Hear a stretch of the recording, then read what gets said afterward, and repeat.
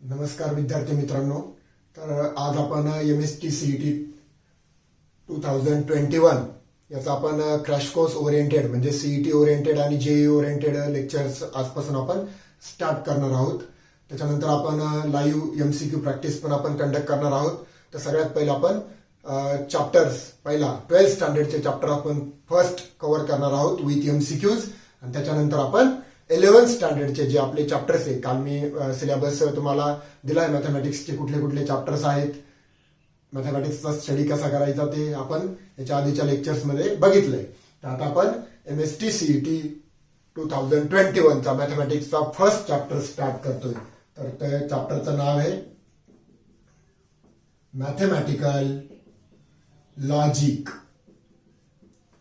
These chapter having 6 mark for CET means 3 MCQs.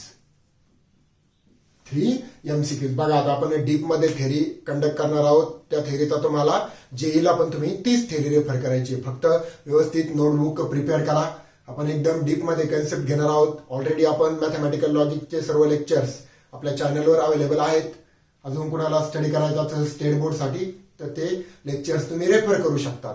तर CET oriented मध्ये आपण लेक्चरचे 2 part करणार आहोत. फर्स्ट पार्ट मध्ये आपण मॅथमॅटिकल लॉजिकच्या बेसिक कन्सेप्ट त्याला आपण 1 शॉर्ट लेक्चर म्हणू, मीन्स ऑल थेरॉटिकल कन्सेप्ट एकाच लेक्चरमध्ये. आणि त्याच्यानंतर सेकंड लेक्चर जे असेल ते MCQ ओरिएंटेड लेक्चर असेल. तर ठीक आहे, आपण आता स्टार्ट करू. तर सगळ्यात पहिलं मॅथमॅटिकल लॉजिक, याच्यामधला हा जो लॉजिक वर्ड आहे, हा logic word derived from the Greek letter logos. हा जो वर्ड आहे हा कशापासून डिराइव्ह केलेला आहे? Logos, Greek letter logos. मग आता लोगोज म्हणजे काय? रिझनिंग. Logos means reasoning. मग mathematical logic deals with the study of reasoning. कशाचा स्टडी? हा रिझनिंगचा स्टडी आहे. मग हे एवढंच लक्षात ठेवा, mathematical logic is the study of reasoning. आणि जो लॉजिक वर्ड आहे हा ग्रीक वर्ड लोगोज पासून डिझाईन झालेला आहे. लोगोज पासून डिझाईन केला गेलेला वर्ड आहे. तर त्याच्यामधले सगळ्यात पहिला आपण सेंटेन्सेस व्यवस्थित नोट्स प्रिपेअर करा. वेगळे काही करण्याची गरज पडणार नाही. आता what is mean by sentences? The group of words. वर्ड्सचे जे ग्रुप्स असतात it is called as sentences. आणि आपण जे बोलतो all are the group of words, all are the sentences. मग आता बघा, language is the medium of communication. Language काय आहे? मीडियम ऑफ कम्युनिकेशन आहे. आणि for communication we use sentences, that is group of words. काय यूज करतो आपण? Sentences means group of words use करतो. पण डिफरंट टाइप्स ऑफ सेंटेन्सेस आहे. डिक्लेरेटिव्ह सेंटेन्सेस आहे, त्यालाच तुम्ही असरेटिव्ह सेंटेन्सेस पण म्हणता. नंतर इंट्रॉगेटिव्ह सेंटेन्सेस आहे, एक्सक्लामेटरी सेंटेन्सेस आहे, त्याच्यानंतर इम्पेरेटिव्ह सेंटेन्सेस आहे. These are the all type of sentences in English. तुम्हाला माहिती, तुम्हाला सर्व सेंटेन्सेसचे टाईप माहिती आहे. तर आपण मॅथमॅटिकल लॉजिक मधली सगळ्यात पहिली कन्सेप्ट आपण स्टार्ट करतोय. तर what is mean by statement. Statements. आणि हे व्यवस्थित राईट करून घ्यायचंय. आता स्टेटमेंटची डेफिनेशन बघा काय आहे? अँड डिक्लेरेटिव्ह सेंटेन्स म्हणजे जे डिक्लेअर केलेलं असतं, बोललेलं असतं. अँड मी डेफिनेशन राईट करतो. And declarative sentence which is either true or false but not both simultaneously.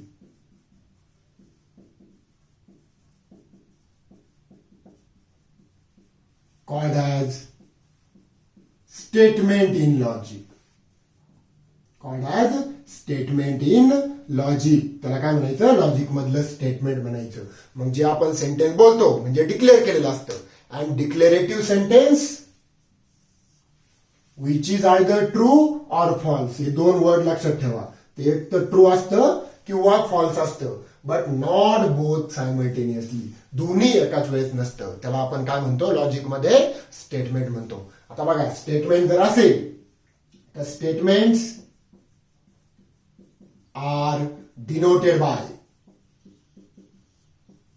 Denoted by small letter PQR. या लेटरने डिनोट करता आणि पुढे कोलन द्यायचा. कुठलाही सिम्बॉल डिनोट करायचा असेल तर हा कोलन द्यायचा. मग एखादं एक्झाम्पल जर कुठलंही घेतलं, एखादं एक्झाम्पल जर सपोज आपण एक एक्झाम्पल घेतलं, सन इज अ स्टार.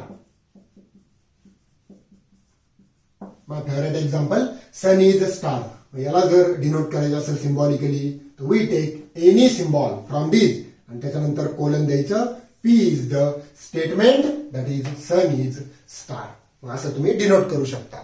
मग सगळ्यात पहिली स्टेटमेंटची कन्सेप्ट आहे, त्याच्यानंतर स्टेटमेंट कशाने डिनोट करता तो थेरॉटिकल पॉइंट इम्पॉर्टंट आहे.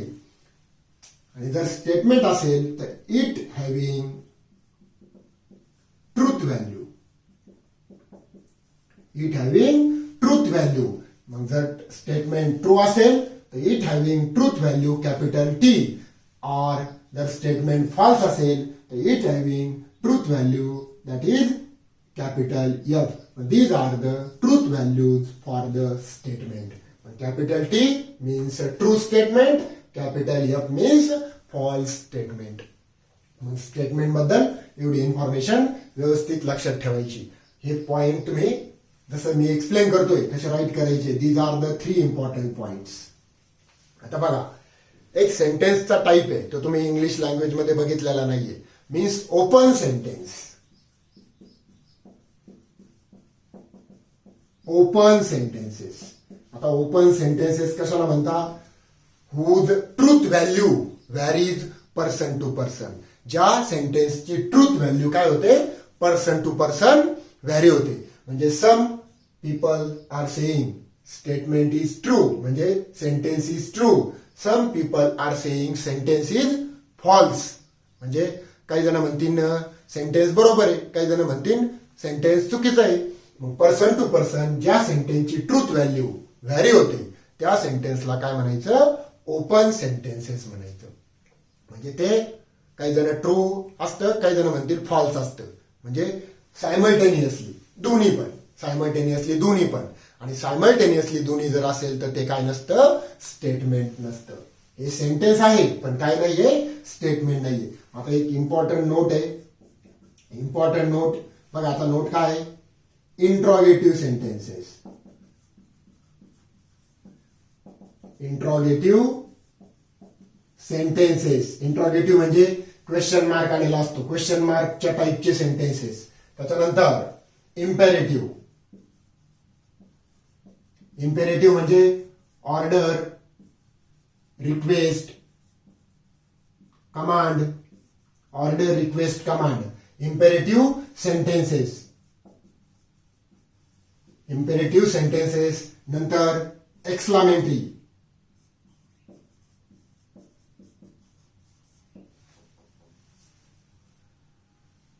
Exclamatory sentences. अँड लास्ट आपण जो आता टाईप बघितला open sentences. Open sentences are not statement in logic. Not statement in logic. हे काय नसतं लॉजिक मध्ये? स्टेटमेंट नसतं. मग बघा कुठले कुठले इंट्रॉगेटिव्ह सेंटेन्सेस म्हणजे ज्याच्यामध्ये क्वेश्चन मार्क आलेला असतो. का बरं ते सेंटेन्स स्टेटमेंट नसता? बिकॉज त्याची ट्रूथ व्हॅल्यू आपल्याला आयडेंटिफाय करता येत नाही म्हणून ते काय नसता? स्टेटमेंट नसता. मग एवढी इम्पॉर्टंट नोट लक्षात ठेवा. Interrogative sentences, imperative sentences, exclamatory sentences आणि ओपन सेंटेन्सेस. या 4 टाईपचे सेंटेन्सेस लॉजिक मध्ये स्टेटमेंट नसतात. इम्पॉर्टंट नोट आहे.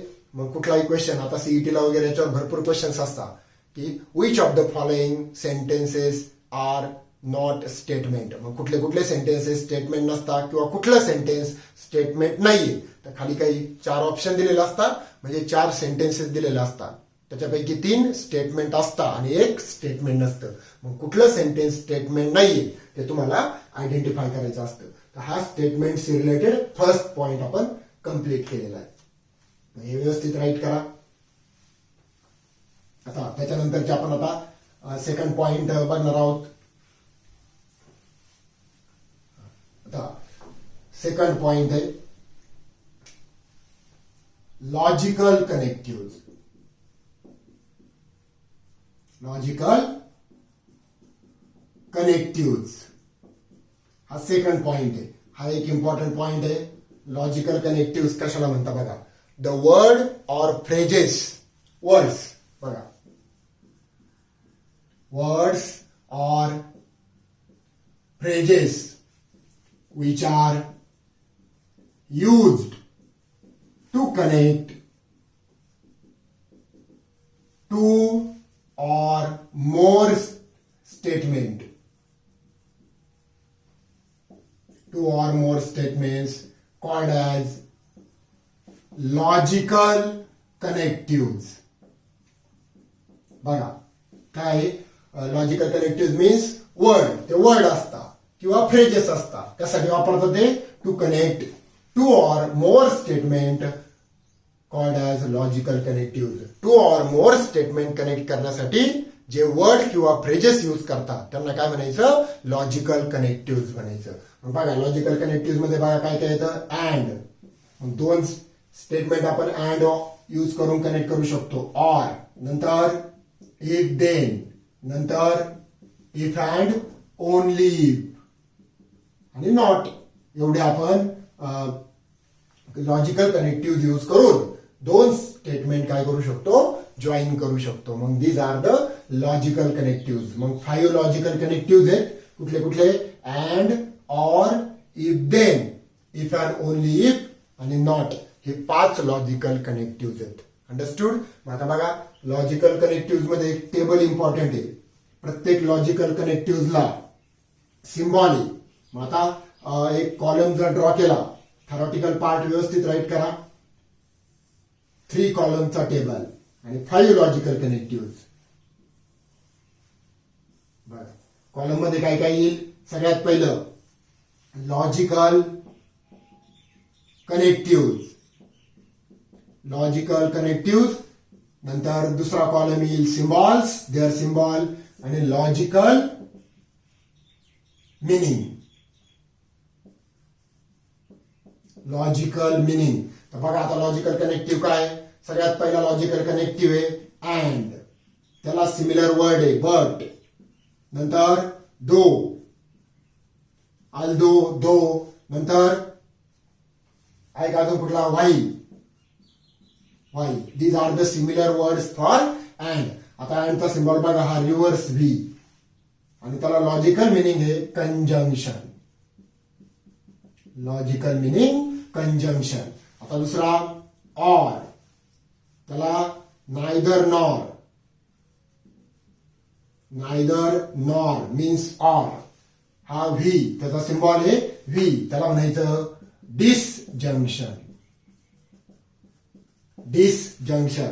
नंतर इफ देन, इफ देनचा सिम्बॉल वन डायरेक्शनल एरो, त्याला इम्प्लिकेशन, इम्प्लिकेशन किंवा कंडिशनल, कंडिशनल सिम्बॉल. त्याच्यानंतर if and only if, if and only if, त्याचा 2 डायरेक्शनल एरो. हा सिम्बॉल इफ अँड ओनली इफचा, त्याला इथे इम्प्लिकेशन आहे तर याला डबल इम्प्लिकेशन असं म्हणतात. डबल इम्प्लिकेशन किंवा बाय कंडिशनल, बाय कंडिशनल. त्याच्यानंतर नॉट, नॉटचा सिम्बॉल बघून घ्या. This is symbol for not आणि it's logical meaning is negation. मग बघा आपण लॉजिकल कनेक्टिव्ह बघितला आहे. काय logical connective, word or phrases, ते वर्ड किंवा phrases which are use to connect 2 or more statement called as logical connective. आपण एवढे लॉजिकल कनेक्टिव्ह म्हणजे एवढे वर्ड्स यूज करतो कशासाठी, to connect 2 or more statement. आता बघा हे जे लॉजिकल कनेक्टिव्ह 5, हे त्याचे सिम्बॉल्स आणि हे त्याचे लॉजिकल मिनिंग सिक्वेन्शियली लक्षात ठेवायचे. Conjunction, disjunction, conditional, biconditional, negation, and, or, if then, if and only if, not. Sequentially लक्षात ठेवायचे. सिम्बॉल पण लक्षात ठेवा. Reverse V, V, 1 directional arrow, 2 directional arrow, आणि हा horizontal S. Understood. This is called as logical connective. याचा screenshot काढून घ्या व्यवस्थित. हा पॉइंट बनणार आहे. Simple statement. Simple statement. आता बघा सिंपल स्टेटमेंट कशाला म्हणायचंय. Simple statement means the statement which cannot be split further into 2 or more statement. बघा काय which cannot split into 2 or more statement. बघा दोन किंवा दोनपेक्षा जास्त स्टेटमेंट मध्ये आपल्याला स्प्लिट करता येत नाही, त्याला म्हणायचं सिंपल स्टेटमेंट. समजलं का. आणि त्याच्यानंतरचा सिंपल स्टेटमेंट नंतर पॉइंट आहे compound statement. Compound statement. Two simple statement connected by using logical connectives, the new statement form is called as compound statement. बघा, the statement, compound statement means what? The statement is formed by connecting two or more simple statement. Simple statement by using logical connectives called as compound statement. म्हणजे logical कनेक्टिव्हचा use करून दोन किंवा दोन पेक्षा जास्त statement जर आपण कनेक्ट केले तर बघा P means first simple statement, Q means second simple statement. And these two statements are connected by first logical connectives, that is, and this whole statement is called as compound statement. कळलं का. मग कुठलेही दोन statement घ्या तुम्ही, मी Q घेतलं R घेतलं आणि एक लॉजिकल कनेक्टिव्ह वापरला दोघांमध्ये. सुरुवातीला हे दोघं पण सिंपल स्टेटमेंट आहे आणि लॉजिकल कनेक्टिव्ह यूज करून आपण दोन स्टेटमेंट काय केले कनेक्ट केले. So whole statement is called as compound statement. This is very important concept of simple and compound statement. कळलं का. मग लॉजिकल कनेक्टिव्हचा यूज करून जेवढे स्टेटमेंट तयार होतात त्याला म्हणायचं कंपाऊंड स्टेटमेंट. अंडरस्टूड. ठीक आहे. त्याच्यानंतरचा truth table for compound statements. Next important point आहे truth table for compound statement. बघा आता truth table for compound statements. आता बघा सगळ्यात पहिला ट्रूथ टेबल आहे ट्रूथ टेबल फॉर कंजंक्शन. कंजंक्शनचा ट्रूथ टेबल आपण बघणार आहोत. Conjunction means and. This is symbol of conjunction. आता बघा आपल्याला ट्रूथ टेबल बघायचा आहे कंजंक्शनचा. We consider two simple statement P Q आणि in between these two statements and is there. Now we have to prepare these 3 columns. बघा 3 column prepare करायचे. आता ट्रूथ व्हॅल्यू पी आणि क्यू याच्या ट्रूथ व्हॅल्यू कन्सिडर करताना दोन statement जर असतील तर 4 ट्रूथ व्हॅल्यूज कन्सिडर करायचे. 2 टाइम्स ट्रू 2 टाइम्स फॉल्स. याचं single true single false single true single false. These are the truth values means all possible combinations. आता बघा पी ट्रू असेल की फॉल्स असेल हे आपण सांगू शकत नाही. मग आपण we consider all possible combination of truth values. Truth व्हॅल्यूचं सगळं कॉम्बिनेशन. मग 2 स्टेटमेंट असतील तर दोनदा ट्रू दोनदा false true false true false. 3 statement असतील पी क्यू आर तर 4 times true 4 times false. Second statement 2 times true 2 times false आणि last statement true false true false. आता एक ट्रिक सांगतो शॉर्टकट लक्षात ठेवायची. जर 2 स्टेटमेंटच्या मध्ये अँड असेल if both R true then there conjunction is true. बघा दोन्ही जर ट्रू असतील तर त्याचं कंजंक्शन ट्रू येईल. अदर केसमध्ये डायरेक्टली काय लिहायचं फॉल्स लिहायचं. मग ट्रिक एवढंच लक्षात ठेवायचं T and T equal to T otherwise false. समजलं का. एवढंच लक्षात ठेवा फक्त. हा ट्रूथ टेबल लक्षात ठेवायची काहीच गरज नाही. दोन्ही जर ट्रू असतील कुठल्याही 2 स्टेटमेंटच्या मध्ये अँड आलं तर दोन्ही ट्रू असतील तर ट्रू अदरवाईज फॉल्स. आता दुसरा आपल्याला ट्रूथ टेबल बघायचा आहे डिसजंक्शनचा. Disjunction means or. आता दोघांमध्ये ऑरचा सिम्बॉल आहे फक्त लास्ट कॉलम चेंज होईल. पहिला 2 स्टेटमेंटच्या ट्रूथ व्हॅल्यू फिक्स आहे. आता बघा ऑरचा ट्रूथ टेबल काय डिसजंक्शनचा? If both statements are false then their disjunction is false. दोन्ही फॉल्स असतील, बघा दोन्ही फॉल्स असतील तर त्याचं डिसजंक्शन फॉल्स. अदर केसमध्ये इट इज ट्रू. एवढंच लक्षात ठेवायचं फक्त. Both are false then their disjunction is false. म्हणजे F or F equal to F. Sequentially लक्षात ठेवायचे. And, or, if, then, if and only if आणि निगेशन. त्याच्यानंतर आपल्याला थर्ड ट्रूथ टेबल बघायचं आहे इम्प्लिकेशनचा. इम्प्लिकेशन म्हणजे कंडिशनल. त्याला सिमिलर वर्ड आहे कंडिशनल. One directional arrow. दोघांमध्ये कुठला सिम्बॉल आहे? वन डायरेक्शनल एरोचा. First two columns are same. आता बघा जर दोन स्टेटमेंटच्या मध्ये इम्प्लिकेशन जर आलं तर इम्प्लिकेशनला पहिलं ट्रू पाहिजे, सेकंड फॉल्स पाहिजे, तरच फॉल्स येतं. Otherwise true. बघा बरं, पहिलं ट्रू दुसरं फॉल्स तरच फॉल्स येईल. अदर केसमध्ये it is true. This is a truth table for implication. एवढंच लक्षात ठेवायचंय. True, false, false. अदर केसेसमध्ये ट्रू. अंडरस्टूड? ठीक. आता लास्ट ट्रूथ टेबल येईल बाय कंडिशनलचा. Biconditional. आता बाय कंडिशनल म्हणजे टू डायरेक्शनल एरो. दोन स्टेटमेंटच्या मध्ये टू डायरेक्शनल एरो आहे. आता बघा काय येईल बाय कंडिशनलला? If first is true second is true, first is false second is false, in both the cases their biconditional is true. दोन्ही केसमध्ये काय असतं? ट्रू असतं. मग बाय कंडिशनलला काय पाहिजे? दोन्ही ट्रू पाहिजे, दोन्ही फॉल्स पाहिजे तर ट्रू येतं. हे बघा दोन्ही ट्रू ट्रू, दोन्ही फॉल्स ट्रू. अदर केसेसमध्ये it is false. This is truth table for biconditional. तुम्ही लक्षात ठेवताना फक्त एवढं लक्षात ठेवायचंय. आणि निगेशनचं काय नाहीये. पी आणि इट्स निगेशन एकच स्टेटमेंट असतं, त्याचंच निगेटिव्ह स्टेटमेंट राईट करायचं. मग पी जर ट्रू असेल तर त्याचं निगेशन फॉल्स येईल. पी जर फॉल्स असेल तर त्याचं निगेशन ट्रू येईल. निगेशनचा ट्रूथ टेबल एकदम सिंपल आहे. ट्रू असेल तर फॉल्स, फॉल्स असेल तर ट्रू. अंडरस्टूड? आता एक नोट राईट करायची, इम्पॉर्टंट नोट. नोट काय बघा, निगेशन ऑफ निगेशन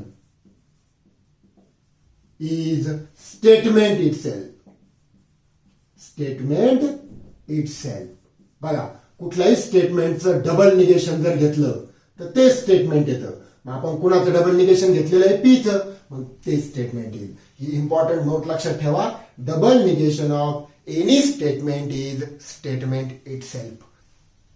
बघा नेक्स्ट पॉइंट आता आपण बघणार आहोत स्टेटमेंट पॅटर्न. Statement pattern. आता बघा स्टेटमेंट पॅटर्न्स का असतात. आता आपण कंपाऊंड स्टेटमेंट मध्ये कुठलेही दोन स्टेटमेंट लेटर्स आर यूज. आता निगेशन पी अँड क्यू. याला रीड कसं करायचं? Negation P and Q. आता त्याच्यामध्ये जे दोन सिंपल स्टेटमेंट आहे, एक आहे निगेशन पी, एक आहे निगेशन क्यू. हे simple statement are called as statement letters. म्हणजे स्टेटमेंट डिनोट करण्यासाठी जे लेटर्स यूज करतात त्याला काय म्हणायचं? स्टेटमेंट लेटर्स म्हणायचं. आणि proper combination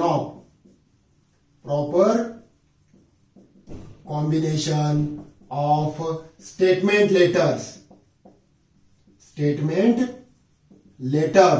and logical connectives, any logical connective. Proper combination of statement letters and logical connectives called as statement pattern. Statement pattern. त्याला काय म्हणायचं? स्टेटमेंट पॅटर्न म्हणायचं. बघा कुठल्याही आता एक ब्रॅकेट घेतली मी, P and Q, implication, Q implies negation R. This is proper combination of statement letters and logical connectives. So this is called as statement pattern. याला काय म्हणायचं? Statement pattern. मग whole statement is called as statement pattern. आता आपल्या mathematical logic मध्ये 3 टाईपचे statement patterns आहेत. सगळ्यात पहिला टाईपचा स्टेटमेंट पॅटर्न आहे टॉटॉलॉजी. आता the statement pattern is called as tautology if the entries in their respective column. म्हणजे आपला जो लास्ट कॉलम असतो टेबल, तुम्ही स्टेट बोर्डला ट्रूथ टेबल प्रिपेअर केलेले आहेत. मग जो स्टेटमेंट पॅटर्नचा लास्ट कॉलम असतो म्हणजे ज्या कॉलम मध्ये होल स्टेटमेंट असतं, this column, the entries in this column are all true. मग लास्ट कॉलमच्या सगळ्या एंट्रीज जर ट्रू आल्या तर statement pattern is called as tautology. नंतर कॉन्ट्राडिक्शन.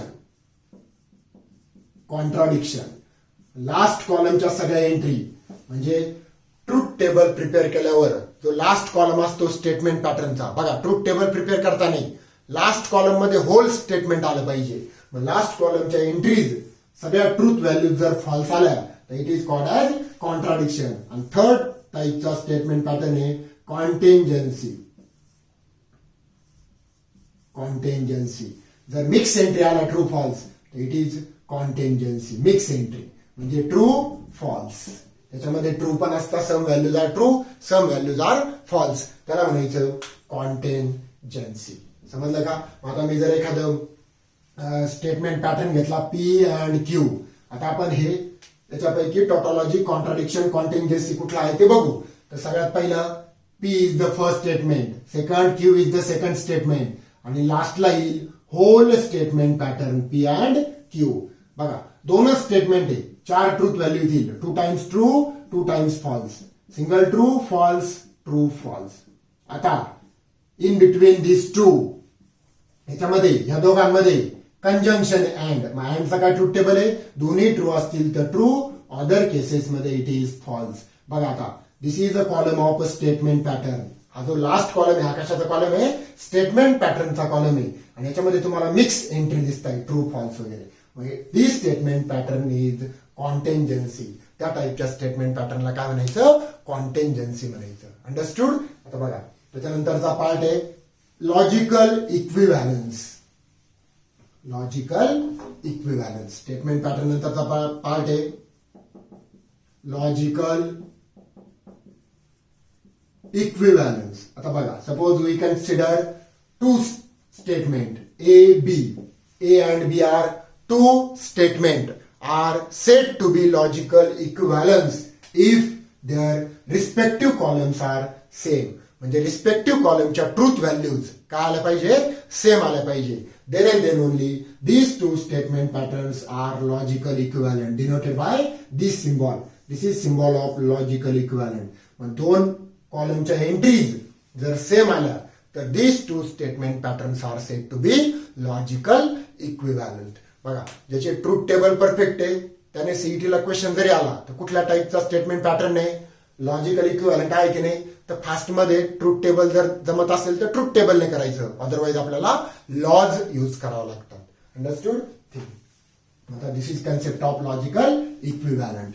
आता त्याच्यानंतर आपण बघणार आहोत quantifiers. Quantifiers and quantified statement.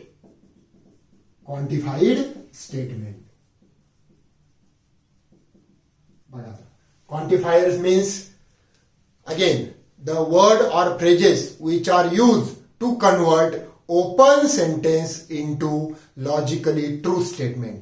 बघा ओपन सेंटेन्सला लॉजिकली ट्रू स्टेटमेंट मध्ये कन्वर्ट करण्यासाठी आपण काय वापरतो, क्वांटिफायर्स वापरतो. मग there are 2 types of quantifier. First is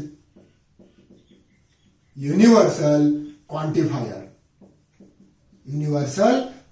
It is also called as for all and its symbol is, this is symbol of for all.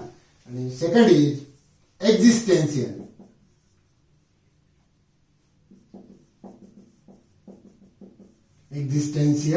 Quantifier. Its symbol is there exist. There exist means 1 or 2 value. It is applicable only for if given open sentence satisfies by 1 or 2 value, then we use existential quantifier. आणि for all म्हणजे जर सगळ्या value साठी जर satisfy होत असेल condition तर we use universal quantifiers. Understood? मग कुठल्या टाईपचं quantifiers means what, the word or phrases which are use to convert open sentence into logically true statement. Open सेंटेन्सला लॉजिकली ट्रू स्टेटमेंट मध्ये कन्वर्ट करण्यासाठी आपण काय वापरतो, क्वांटिफायर्स वापरतो. आपल्या लेक्चर्समध्ये, आपल्या चॅनलवर लेक्चरमध्ये क्वांटिफायरचा सेपरेट लेक्चर आहे, ते तुम्ही डीपमध्ये स्टडी करू शकता. त्याचे एक्झाम्पल्स पण आपण सॉल्व्ह करून दिलेले आहेत. 2 टाईपचे quantifier for all there exist. आता quantified statement means what? By using quantifier the statement form is called as quantified statement. Quantifier use करून जे स्टेटमेंट तयार होतं, it is called as quantified statement. Understood? These are the two concepts. One is quantifier. These are the two types of quantifier. And quantified statement means by using quantifiers, the statement is called as quantified statement. Now, next important point is negation of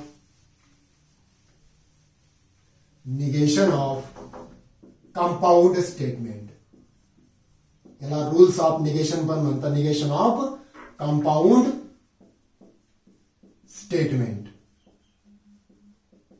negation of compound statements. आता बघा, म्हणजे आपल्याला काय काय बघायचंय?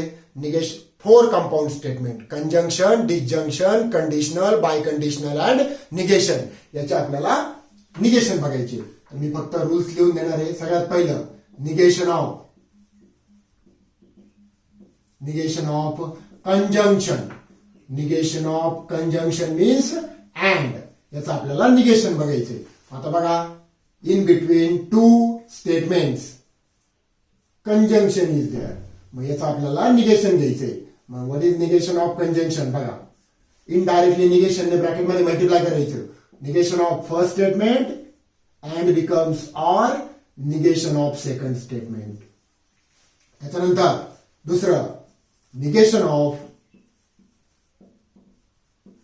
Disjunction. Negation of disjunction म्हणजे ऑरचं. मग 2 स्टेटमेंटच्या मध्ये ऑर सिम्बॉल जर आला आणि ब्रॅकेटच्या बाहेर जर निगेशन आलं, तर it is logical equivalent to. आता लॉजिकल इक्विव्हॅलंट म्हणजे दोघांचे ट्रूथ टेबल्स आयडेंटिकल येतात. Again multiply by negation. So negation of P or becomes and negation of second statement Q. These two combinedly called as De Morgan's law. याला काय म्हणायचं? D Morgan's law म्हणतो आपण. मग हे 2 डी मॉर्गन्स लॉ आहे. त्याच्यानंतर आपण थर्ड बघणार आता निगेशन ऑफ कंडिशनल म्हणजे इम्प्लिकेशन. Negation of implication. इम्प्लिकेशनचं आपल्याला निगेशन बघायचंय. म्हणजे 2 स्टेटमेंटच्या मध्ये इम्प्लिकेशनचं साईन आहे. मग पी इम्प्लाइज क्यू आणि त्याचं काय घ्यायचंय? Negation. It is logical equivalent to P and negation Q. First statement as it is, implications and आणि negation of second statement. याच्या जागेवर आपण हे पण राईट करू शकतो, याच्या जागेवर आपण हे पण राईट करू शकतो. आणि लास्टला fourth negation of double implication. Double implication म्हणजे बाय कंडिशनलचं निगेशन. मग 2 स्टेटमेंटच्या मध्ये पी बाय कंडिशनल क्यू आणि त्याचं काय घ्यायचंय? Negation. It is logical equivalent to P and negation Q or Q and negation P. बघा, P and negation Q as it is or Q and negation P. This is negation of double implication. आणि negation of negation means original statement. ते already आपण study केलेलं आहे. मग these are the negations of 5 logical connective. Negation of negation is original statement. मग याला म्हणायचं negation of conjunction, negation of disjunction, negation of implication, negation of double implication आणि negation of negation. These are the important points. Understood this? आता बघा, mathematical logic मधले जे 2 point delete झालेले कुठले कुठले? एक ड्युएल आणि दुसरा application of logic in switching circuit.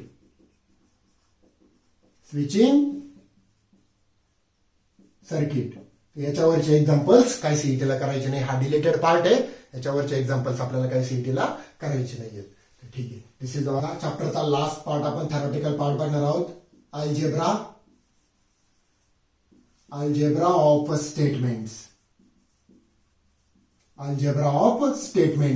Algebra of statement, त्याला रूल्स ऑफ लॉजिक पण आपण म्हणतो. आता बघा याच्यात भरपूर रूल्स आहेत, पण आपण जे नेहमी कॉमनली यूज करणार आहेत ते रूल आपण आता इथे फक्त डिस्कस करणार आहेत. तर सगळ्यात पहिला ॲडम-पोटेंट लॉ. Idempotent law. आता ॲडम-पोटेंट लॉ काय बघा, P and P is logical equivalent to P. म्हणजे कुठल्याही स्टेटमेंट तर त्याच्याबरोबर जर अँड घेतलं तर पीच येतं, आणि कुठल्याही स्टेटमेंट तर त्याच्याबरोबरच ऑर घेतलं तर ते स्टेटमेंट येतं. It is called as idempotent law. Second is commutative law. Commutative law. आता कम्युटेटिव्ह लॉ बघा काय. Commutative law means P or Q logical equivalent to Q or P. Q or P and Q is logical equivalent to Q and P. म्हणजे P and क्यूच्या जागेवर Q and P पण लिहू शकतो. Commutative जसं addition commutative असते तसं. म्हणजे 2+5 केलं काय आणि 5+2 केलं काय, बोथ आर सेम. तसंच कम्युटेटिव्ह लॉ आपला third distributive law. Distributive law. आता बघा डिस्ट्रीब्युटिव्ह लॉ काय, P and Q or R is logical equivalent to. म्हणजे थोडक्यात डिस्ट्रीब्युट करायचं, पी अँड ने ब्रॅकेटमध्ये मल्टिप्लाय करायचे, पी अँड क्यू. पहिल्या ब्रॅकेटमध्ये येईल पी अँड क्यू, हा R symbol as it is, आणि नंतरच्या ब्रॅकेटमध्ये येईल P and R. This is called as distributive law. Second distributive law is P or Q and R is logical equivalent to. P or ने ब्रॅकेटमध्ये multiply करायचं, P or Q in first bracket, P or Q in first bracket मधला symbol and as it is, आणि second ब्रॅकेटमध्ये येईल P or R, P or R. This two are called as distributive law. त्याच्यानंतरचा आपण नेहमी law वापरतो, आता मी घेतले ते De Morgan's law. De Morgan's law बघा. डी मॉर्गन्स लॉ काय, negation of P and Q म्हणजेच कंजंक्शनचं negation. Negation of first statement, negation of second statement and becomes or. बघा याच्या जागेवर हे पण राईट करता आलं पाहिजे, याच्या जागेवर हे पण राईट करता आलं पाहिजे. नंतर negation of P or Q is logical equivalent to negation P and negation Q. This two are called as De Morgan's law. त्याच्यानंतर फोर्थ नंबरचा लॉ आहे आयडेंटिटी लॉ. Identity law. आता आयडेंटिटी लॉ बघा काय, P and T is equal to P. बघा ट्रूचं जर कुठल्याही स्टेटमेंट बरोबर अँड जर घेतलं तर ते स्टेटमेंट येतं, आणि पीचं कुठल्याही स्टेटमेंट बरोबर जर फॉल्स घेतलं तर फॉल्स येतं. दिस इज कंडी और टी इज टी आणि P or F is P. This four are called as identity law. त्याच्यानंतर फिफ्थ नंबरचा आहे कॉम्प्लिमेंटरी लॉ. Complement law. आता बघा कॉम्प्लिमेंट लॉ काय, P and negation P, P and negation P. बघा अँडला काय दोन्ही ट्रू असतील तर ट्रू येईल, पण अँडला दोन्ही ट्रू राहणार नाही, कारण पी जर ट्रू घेतला त्याचं निगेशन फॉल्स येईल. मग हे काय येईल, इट इज फॉल्स. आणि P or negation P it is true. दोन्ही फॉल्स असतील तरच फॉल्स येतो, otherwise true. This is called as complementary law. त्याच्यानंतर आपण दोन इम्पॉर्टंट लॉ बघणार आहे जे नेहमी आपण यूज करतो. हे स्क्रीनशॉट काढून घ्यायचा. त्याच्यानंतर आहे conditional law. 6 number law is conditional law. आता काय बघा conditional law, P implies Q. मग हे इम्प्लाइज साइन जर काढून टाकायचं असेल, it is logical equivalent to negation P or Q, negation P or Q. आणि शेवटी बाय कंडिशनल लॉ. 7th नंबरचा लॉ आहे बाय कंडिशनल लॉ. आता बघा बाय कंडिशनल लॉ काय, P biconditional Q is logical equivalent to. पहिल्या ब्रॅकेटमध्ये P implies Q और दुसऱ्या ब्रॅकेटमध्ये Q implies P. This is biconditional law. तर याला परत जर पी इम्प्लाइज क्यूच्या जागेवर, पी इम्प्लाइज क्यूच्या जागेवर काय राईट करता येईल, निगेशन ऑफ फर्स्ट स्टेटमेंट, इम्प्लिकेशनचं और निगेशन ऑफ सेकंड स्टेटमेंट. इथे अँड आहे, अँड करा. नंतर Q as it is, in between and as it is negation of first statement, that is negation of Q, implications or, and the second statement as it is. This is called as biconditional law. Write down this. नंतर 8 नंबरचा law आहे absorption law. Absorption law.